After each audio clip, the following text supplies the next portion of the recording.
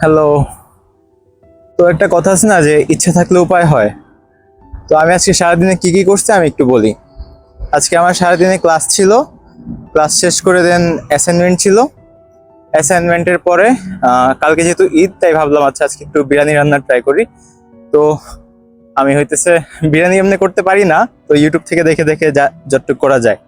তো এখন মুরগি ম্যারিনেট করতে দিয়ে আসছি। আর পরে এখন এই যে 1 ঘন্টার জন্য হাঁটতে বের হইলাম।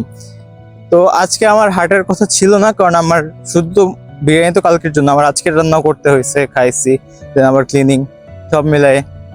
তো এই 1 ঘন্টা কিন্তু শুয়েও কাটানো যাইতো, বসেও কাটানো যাইতো।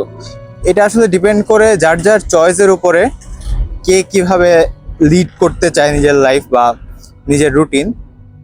আমি হাঁটতে আসছি কারণ হাঁটাটা দরকার ছিল। হাঁটতে আমার ভাল লাগে, আমার একা হাঁটতে ভাল লাগে, গান শুনতে শুনতে হাঁটতে ভাল লাগে।